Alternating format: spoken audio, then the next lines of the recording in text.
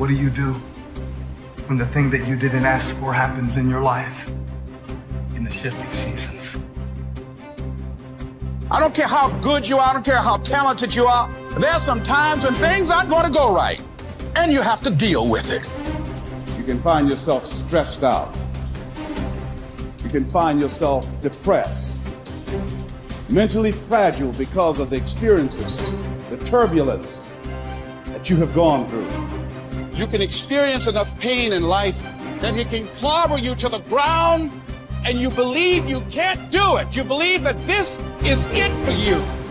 No, it's not. What if you told people the story of, hey, I had a fucked up life, but I don't want to tell you that. I'm going to tell you what I'm going to do next, and I'm going to go out and do it. That is what self-development is about. That is what peak performance is about. That is what breaking through self-limiting beliefs is about, is rewriting the story. Because as long as you have breath in your lungs, as long as your heart is beating, as long as you have consciousness in your mind, you can go and rewrite the story of how your life ends. Setbacks will happen. When they do, it's okay to cry, but eventually you have to get over it and move on. It is good to be uncomfortable. I've never met anybody who was terribly creative or gifted or strong in leadership who was also comfortable. It's always those people who say, is there not a cause? Those exceptional people who are uncomfortable with the times and rise to the challenge because they refuse to allow the chaos around them to determine the conqueror within them. People who resist the toe to go down and stand fiercely in spite of opposition and say, I'm going to do it anyway. Forget all your problems. Everyone has the same problems. It's our solutions to those problems that make us different. Do you have the courage to get what you want? It takes courage to achieve your goals, man. It's easy to give up. It's easy to look at these people and make excuses as to why they can do what you can't. You have everything you need to achieve anything. Our great problem is not that we feel that we are powerless, but that deep down inside we feel that we are powerful beyond measure. It's an incredible thought. It's almost a scary thought, isn't it? But it's also true, because the powers that you have are extraordinary. Have faith like a child. Adults are too skeptical. You may not be able to do all you find out. You may not be able to do all you find out, but you should find out all you can do. See, you don't want to wind up at the end of your life and discover that you've lived only 1/10 of it, and the other 9/10 went down the drain. Be curious. Get excited like a child over your ability to make yourself do anything for change. The law of use. And it goes something like this. Whatever you don't use, you lose. Lack of use causes loss. You lose automatically when you quit.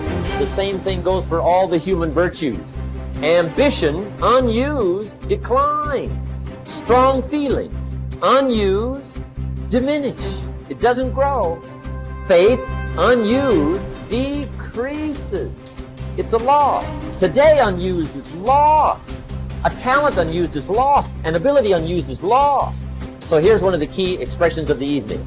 Take a new inventory of yourself.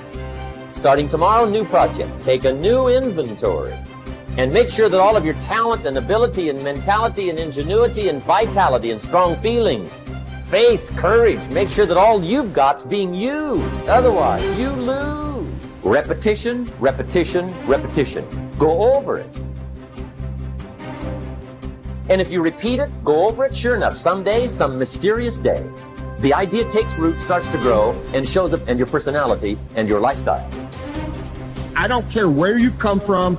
I don't care where you were raised. I don't care what color you are. I don't care what gender you are. I don't care about any of that If you invest in yourself consistently, if you do the work consistently, 1 + 1 is always going to equal 2. 10 years of motherfucking work is going to pay off. Dig deep.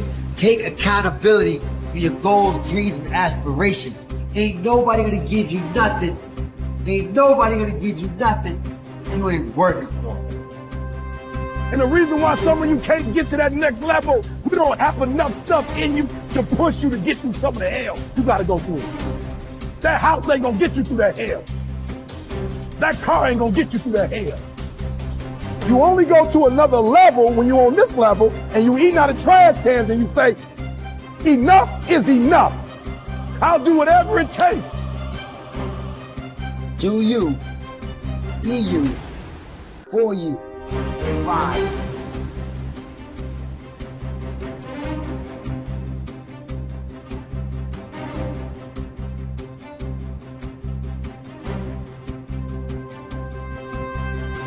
You should treat yourself like you're someone responsible for helping. And the first question is, well, why don't you? And the answer is, well, there's a lot wrong with you, you know? And it's hard to exercise enough love and care in a deep and non-naive way to care properly for something like that. It's an encouragement to assume, to act out the proposition that even if life is as difficult as it seems to be, and if you're as vulnerable and weak in a fundamental sense as you definitely are, and characterized by this terrible propensity for the infliction of voluntary suffering on yourself and others, and that destructive tendency, that there's still something within you that's so remarkable and so aligned with order and being in the proper manner that you can climb above that, let's say like Abel, and that you can make the proper sacrifices, and that you can set yourself right, and you can set your family right, and you can set the world right, and that the mere possibility that that might occur, that that might be within the realm of potential, means that you have a moral obligation to exercise the responsibility to take care of yourself as if you're something that matters.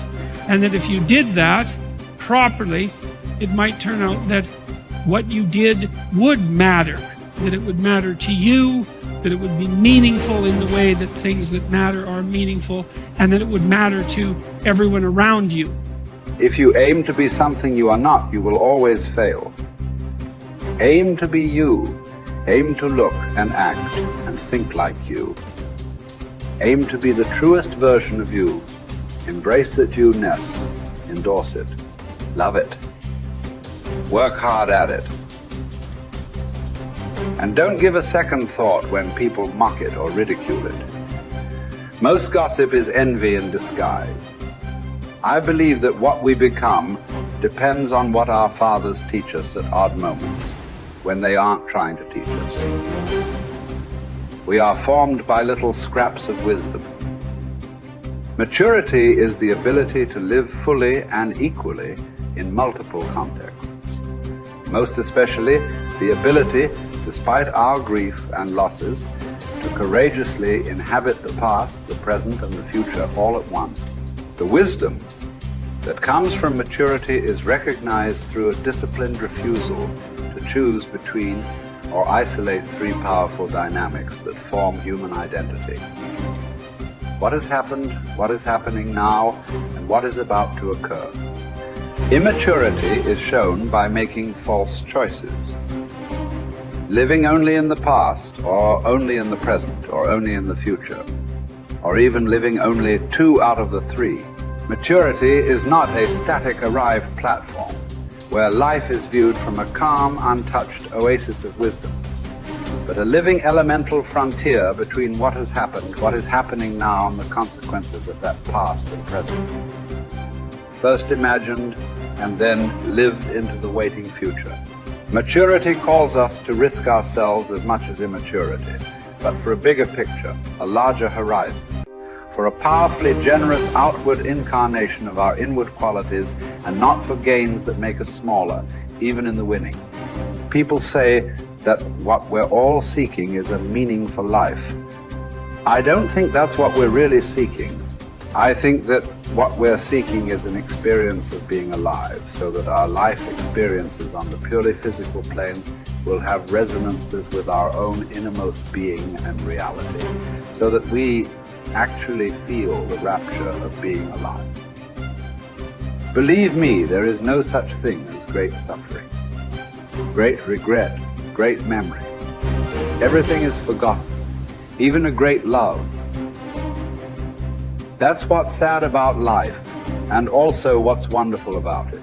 There is only a way of looking at things, a way that comes to you every once in a while.